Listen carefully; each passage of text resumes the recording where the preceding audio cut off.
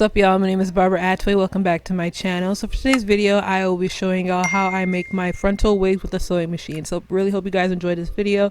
Please be sure to like, comment, share, and subscribe, and let's begin. So I am using my Singer Promise 2 model number 1512 sewing machine. I'm just showing you guys like the settings I have my sewing machine on.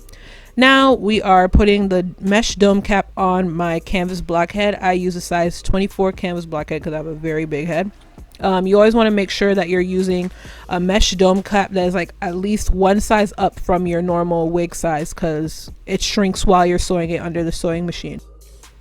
Okay, so now you guys see me. I am repositioning the frontal onto the mesh dome cap. As you can see, there's a little bit, the frontal is in front of the mesh dome cap. You never want to line it up where the hairline starts with where the mesh dome cap starts, because that is going to make your wig small. Okay, so I am just making sure that it is a little bit in front of the mesh dome cap, and now I am showing you guys that the frontal is completely flush against the wig cap, just to make sure, because you don't want no ripples or anything, or else the foundation of your wig and how it's constructed is going to look weird. Okay, so I am taking a silver permanent marker and just outlining where the frontal will be.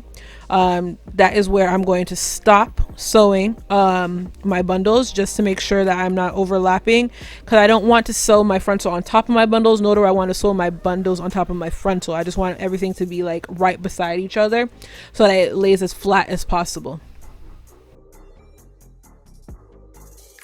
Okay, so now I am just lining up where my bundles will be sewn onto. This is about like one finger in between each row. I have 4 bundles, so I want to make sure that every last one of them fits in the wig, because I like high density wigs. Okay, and it's a very long wig too, so you don't want to have like a long wig and then have it be like see-through at the bottom. That's weird. That's very weird, you know. So I'm just going to continue doing parallel rows all the way to the top, but once I reach a certain point, you're going to see me go parallel to where, create rows that are parallel, I mean, to where the frontal lays, because you don't want it to keep going all the way up, or else it's going to be very bulky up top. You don't want that. So as you can see, my lines are starting to curve vertically a little bit, so it's like, so it matches the line of where the frontal will be sewn down onto.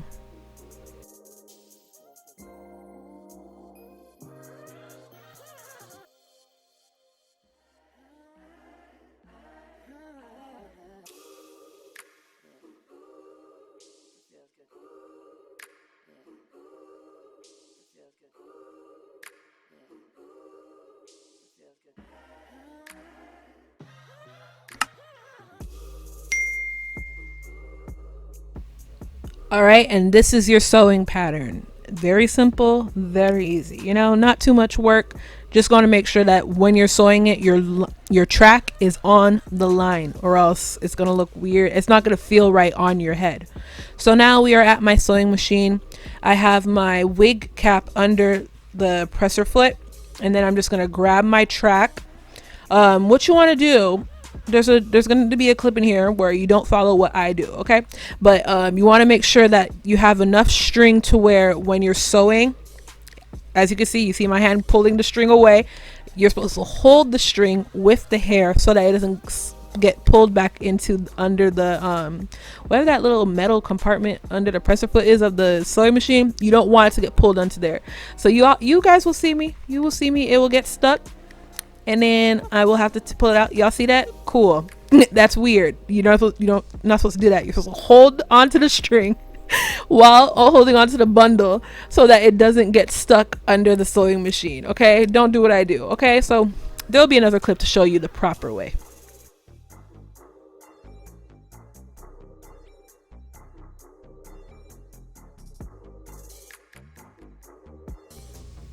Okay, so now I am just making sure that the track is lined up on my mesh dome cap, making sure that it's not swaying away from it, not going haphazardly onto another row or anything like that.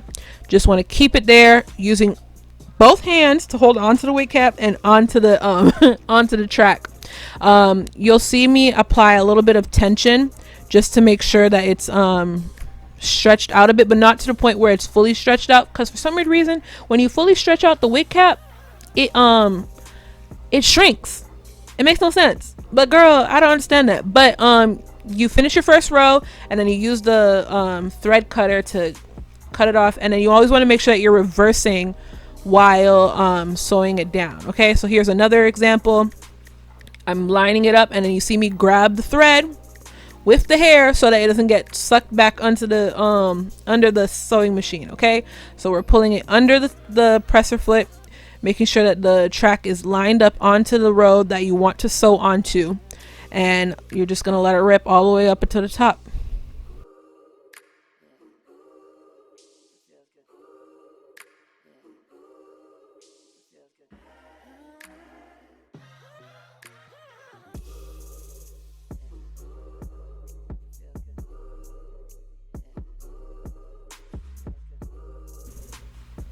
Also, you want to make sure that you're taking your time. You don't want to go too fast. Don't try to claim that you finished the wig in under 30 minutes and the wig don't fit, the wig look weird. You don't want to do that.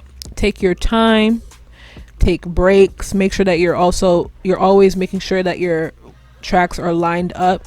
I keep repeating myself, but that is key to constructing your wig. Okay, you don't want it to like steer off onto another row.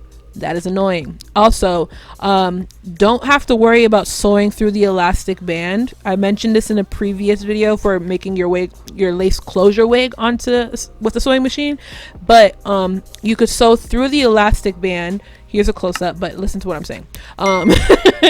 You want to make sure that you're sewing. You can sew through the elastic band. Just make sure that you're sewing perpendicular to the elasticity rather than parallel. You don't want to sew along the elastic band. You want to sew across from it. That way it's not interrupting the elasticity of the wig cap. If that made sense. I'm gonna include another picture of what I did in the previous video in this video, so y'all understand what I'm trying to say. Okay, cool.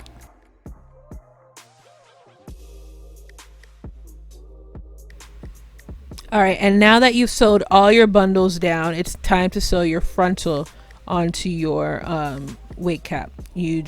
So what I did before sewing it on with the sewing machine, I sewed it by hand very quickly, very roughly, just so that it doesn't move while I'm sewing, because ain't nobody got time for that. You want to work smarter, you know what I mean, not harder. So again, we're using the same stitch pattern, same stitch length, tension, whatever. You're not changing anything throughout the wig, keeping it all the same. Just making sure that the frontal is inside of the sewing machine. Y'all see how it's positioned? It's not reverse where the bundle is, because girl, if you did it the opposite way, it's hard. You won't be able to see anything. Okay. So just make sure that all the hair of the bundle is brushed away so that you're able to see, and that you're not pulling the wig cap under and sewing it onto itself, if that makes any sense. Again, make sure that you're reversing while you're sewing, just so that everything is reinforced.